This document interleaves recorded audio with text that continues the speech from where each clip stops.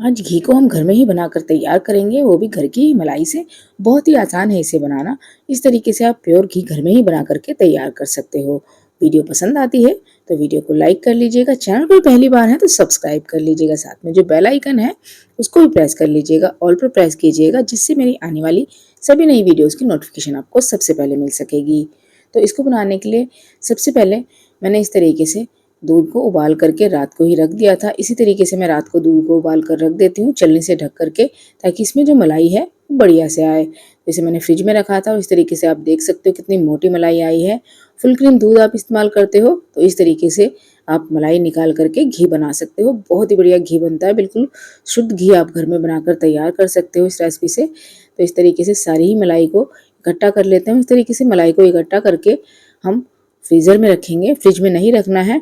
इसे 10-15 दिन तक हम इकट्ठा करेंगे, उसके बाद जो घी है उसे बनाएंगे। तो इस तरीके से आप चाहो तो इस मलाई को आप किसी भी सब्जी में भी इस्तेमाल कर सकते हो, जैसे दाल मखनी, शाही पनीर या कोई भी शाही सब्जी आप बनाते हो तो उसमें इसे डाल सकते हो।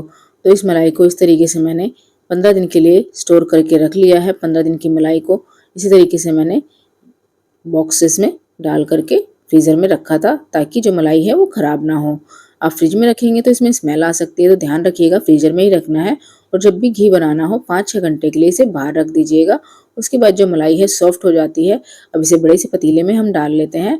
हम मिक्सी का इस्तेमाल नहीं कर रहे हैं, आप चाहो तो मिक्सी के जार का भी इस्तेमाल कर सकते हो इसे बनाने के लिए। किसी भी कांटे या इस तरीके से विस्कर से इसे विस्क कर लेंगे। 5-6 मिनट में ही जो मक्खन है वो अलग हो जाएगा इस मलाई में से, और दूध अलग हो जाएगा। इसे इस तरीके से फेंट लेंगे हम।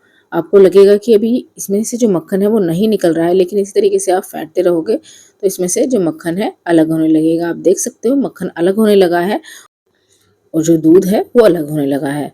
तो इस तरीके से आप बहुत ही आराम से बिना मिक्सी के जार का इस्तेमाल किए हुए इस मक्खन और घी को बना करके तैयार कर सकते हो।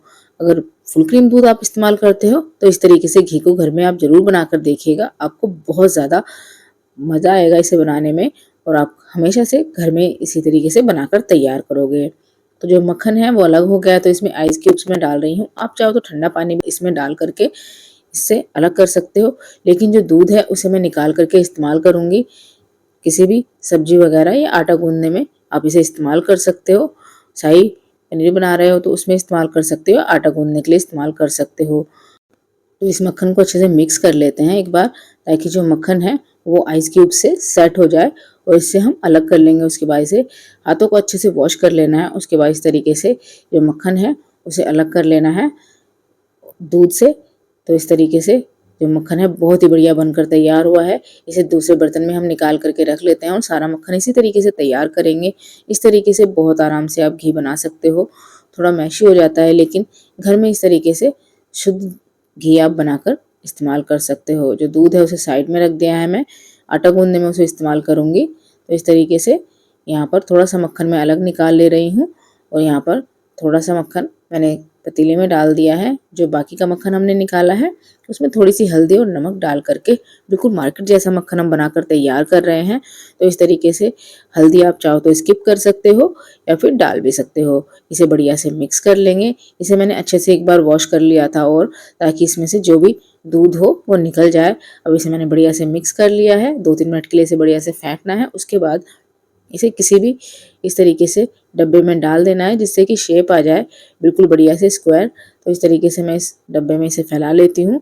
इस तरीके से घर में ही आप मक्खन भी तैयार कर सकते हो।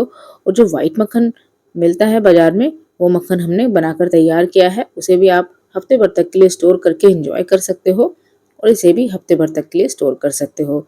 ज़्यादा समय आप रखोगे तो स्मेल आ सकती है। तो यहाँ पर जो मक्खन हमने पतीले में डाला था उसे पका लेते हैं, और लगातार चलाते हुए इसे पकाना है, और लो फ्लेम पर इसे पकाना है, ताकि जो हमारा इसमें से मावा निकले वो जले नहीं।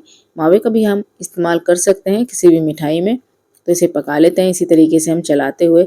इस तरीके से आप 10 मिनट के लिए इसे पकाओगे लो मीडियम फ्लेम पर। तो इस तरीके से जो घी है वो अलग हो जाएगा मक्खन से, ये देखिए इस तरीके से, और मावा भी अलग हो जाएगा। बस इसी स्टेज पर इसे बंद कर देना है।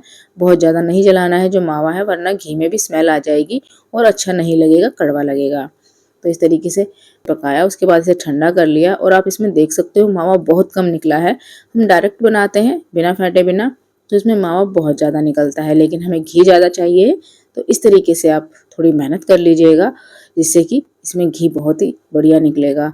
तो आप देख सकते हो 2 चम्मच के करीब मावा निकला है और आधा किलो के करीब हमारा घी निकल गया है 15 दिन की मलाई से। तो 15 दिन मैंने इसी तरीके से मलाई को इकट्ठा करके निकाला था और 15 किलो दूध की मलाई से आधा किलो घी हमारा बनकर तैयार हो गया है, बिल्कुल शुद्ध और प्योर। हमने घर में बनाया है तो हमें पता है किस तरीके से हमने बनाया है। बहुत ही बढ़िया घी हमारा बन करके तैयार हुआ है। इसे किसी भी जार में डालकर आप स्टोर कर सकते हो और बहुत ही आराम से इंजॉय कर सकते हो, बिल्कुल भी खराब नहीं होता है। आप इसे 6 महीने तक स्टोर करके इंजॉय कर सकते हो। आप भी इस तरीके से इस घी की रेसिपी को जरूर बनाकर देखिएगा। घी को हम रख देते हैं साइड में और जो बटर हमने टिफिन में सेट किया था उसे निकालेंगे और बटर पेपर में इसे इस तरीके से लपेट करके स्टोर करेंगे। इसे 1.5 से 2 हफ्ते तक आप इस्तेमाल कर सकते हो, बिल्कुल भी ख़राब नहीं होता है। इससे ज़्यादा मत रखिएगा वरना इसमें स्मेल आ जाएगी। इसे डीप फ्रीज़र में ही स्टोर कीजिएगा ताकि इसे आप ज़्यादा समय तक स्टोर करके इंजॉय कर सको। तो इस तरीके से ये हमारा बटर भी रेडी है, घी भी रेडी है और थोड़ा सा सफ़ेद मक्खन भी मैंने बना करके तैयार किया है। तो आप इस तरीके से घर में रखी हुई मलाई से मक्खन, घी और साथ में सफ़ेद मक्खन भी बनाकर तैयार कर सकते हो। आशा करती हूँ आज की रेसिपी आपको बहुत ज़्यादा पसंद आई होगी। रेसिपी पसंद आई है तो वीडियो को लाइक कर लीजिएगा, चैनल पर पहली बार है तो सब्सक्राइब कर लीजिएगा। चलिए मिलती हूँ अपनी अगली वीडियो में, तब तक के लिए नमस्कार, खुश रहिए, खाते रहिए।